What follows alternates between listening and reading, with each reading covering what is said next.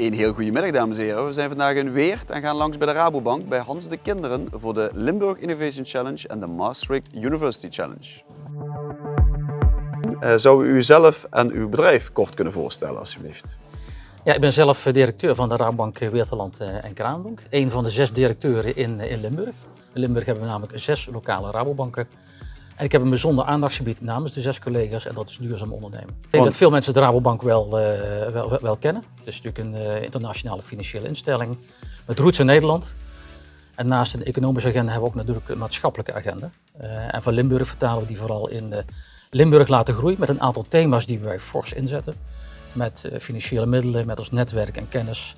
Daarbij kun je denken aan duurzaam ondernemen, duurzaam wonen, financieel gezond leven. De energietransitie natuurlijk, maar ook banking for food. Wij vinden innovatie gewoon ontzettend belangrijk als motor van de economie. Daarvoor hebben wij 3 jaar geleden ook een business innovatieteam opgericht namens de 6 Rabobanken. We staan uit een team van business developers. En die helpen vooral ondernemers met nieuwe businessmodellen, innovatie, het ontwikkelen van ondernemerschap. Maar vooral ook het positioneren van de regio als aantrekkelijk regio om hier te komen werken. Ook vooral hier je bedrijf te komen stichten. Wij doen aan de challenge graag mee, omdat wij graag onderdeel willen zijn van het ecosysteem in relatie tot innovatie. We vinden het ook belangrijk dat we een bijdrage leveren aan het behoud en het ook aantrekken van kenniswerkers. Voor Limburg is best wel een issue.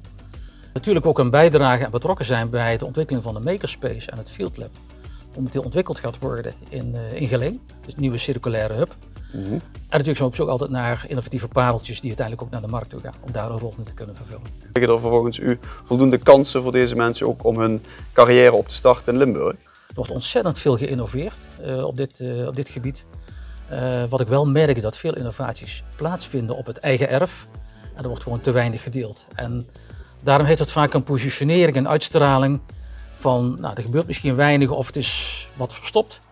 Ik zou de provincie en de regio vaak gunnen dat het veel meer uitgedragen wordt. Dat ook iedereen ziet dat het tof is om hier te komen werken, tof is om hier te komen wonen en vooral tof is om hier te komen blijven. Ik hoop dat zij komen met ideeën die een relevant probleem eigenlijk oplossen. En ik gun ze vooral dat ze vrijzinnig denken, dus niet te snel in beperkingen. En als ze met een oplossing komen, ook gaan onderzoeken hoe ze het naar de markt toe kunnen brengen.